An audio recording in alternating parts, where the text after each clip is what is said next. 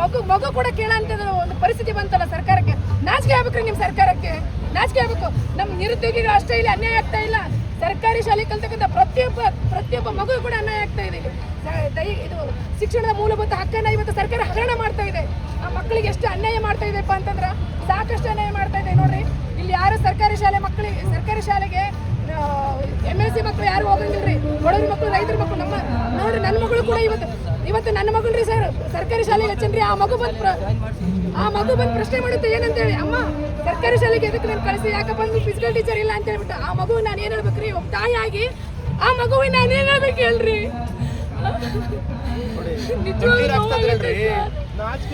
ಶಾಪ ತಡ್ತಾ ಇರಲ್ಲ ನಿಮ್ಗೆ. ಯಾವ್ದೋ ಸರ್ಕಾರ ಬಂದು ಅವರು ಇವತ್ತು ಕ್ರಿಕೆಟ್ ಪ್ಲೇಯರ್ ಆಗ್ಬೇಕಿತ್ತಂತೆ ಬ್ರದರ್, ಕ್ರಿಕೆಟ್ ಪ್ಲೇಯರ್ ಆಗ್ಬೇಕಿತ್ತಂತೆ ಇವತ್ತು ಅವರು. ಒಂದೇ ಒಂದು ಸರ್ಕಾರಕ್ಕೆ ನನ್ನೊಂದು ಮನವಿ ಏನ್ ಗೊತ್ತಾ ಸರ್, ಒಂದು ವೇಳೆ ನೀವು ಉದ್ಯೋಗ ಸೃಷ್ಟಿ ಮಾಡಕ್ಕೆ ಆಗಲಿ ಅಂತಂದ್ರೆ ವಿಶ್ವವಿದ್ಯಾನಿಲಯಗಳ ಎಲ್ಲಾ ವಿಶ್ವವಿದ್ಯಾಲಯಗಳಲ್ಲಿ ಇರ್ತಕ್ಕಂಥ ದೈಹಿಕ ಶಿಕ್ಷಣ ತರಬೇತಿ ಕಾಲೇಜುಗಳನ್ನ ಮುಚ್ಚಿಬಿಡಿ. ನಮ್ಮಂತ ಎಷ್ಟೋ ಯುವಕರುಗಳನ್ನ ಮತ್ತೆ ಒಂದ್ ನಿಮಿಷ ಸರ್, ಯಾಕಪ್ಪ ಅಂದ್ರೆ ಇವತ್ತು ನಾವು ರಾಜ್ಯದಲ್ಲಿ BPED, CPED, MPED, KSET net ಮುಗಿಸ್ಕೊಂಡು PhD ಮುಗಿಸ್ಕೊಂಡು ಇವತ್ತು ನಿರುದ್ಯೋಗಿಗಳಾಗಿದ್ದೀವಿ. 80,000 ಜನ, ನಾವು 80ರಿಂದ 1 ಲಕ್ಷದವರೆಗೂ ನಾವು ಫಿಸಿಕಲ್ ಎಜುಕೇಶನ್ ಟೀಚರ್ಸ್ ಇದ್ದೇವೆ. ಅದ್ರೊಳಗೆ ಬರೀ 600 ಪೋಸ್ಟ್ ಅಂತಂದ್ರೆ ಎಲ್ಲರೂ ಬಂದು ಇಲ್ಲೇ ಫೈಟ್ ಮಾಡ್ತಾರೆ. ನಾವ್ ಹೆಂಗ್ ಫೈಟ್ ಮಾಡೋಣ ಹೇಳ್ರಿ ಅವ್ರ ಜೊತೆಗೆ? ನಾವ್ ಹೆಂಗ್ ಫೈಟ್ ಮಾಡೋಣ್ರಿ? 44 ನಾನ್ HK ಪೋಸ್ಟ್ಗಳಲ್ಲಿ 24 ಜಿಲ್ಲೆ ಒಳಗೆ 2 ಪೋಸ್ಟ್ ಬರಂಗಿಲ್ರಿ. ಯಾವ ಉದ್ದೇಶ ಅಡಿಗೆ ನೀವು ನೇಮಕಾತಿ ಮಾಡಿರಿ?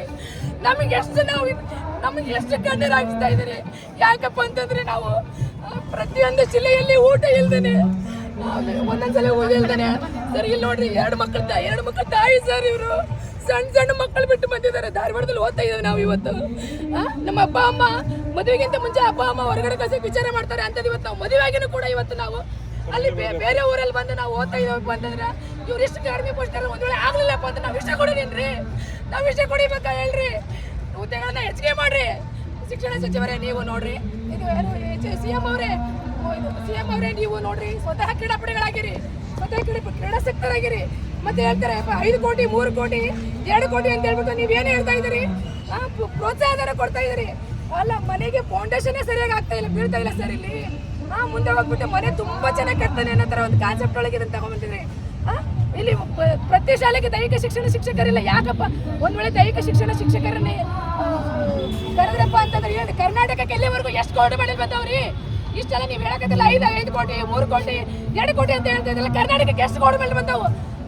ಪ್ರತಿ ಶಾಲೆಗೆ ನೀವು ದೈಹಿಕ ಶಿಕ್ಷಣ ಶಿಕ್ಷಕರ ನೇಮಕಾತಿ ಮಾಡ್ಕೊಳ್ರಿ. ನೇಮಕಾತಿ ಮಾಡ್ಕೊಂಡು ನೋಡ್ರಿ. ಆವಾಗ ಕರ್ನಾಟಕದಲ್ಲಿ ಪ್ರತಿಯೊಂದು ಮಗನು ಕೂಡ ಎಷ್ಟು ಪ್ರತಿ ಗೌರ್ಮೆಂಟ್ ಶಾಲೆ ಮಾಡ್ಕೊಳ್ಳಿ. ಜಾಸ್ತಿ ಮಾತಾಡ್ತಿದ್ರು ಮತ್ತೆ ಊಟ ಗಿಟ ಮಾಡಿಲ್ಲ ಅಂತ ಹೇಳ್ತಿದ್ರಿ.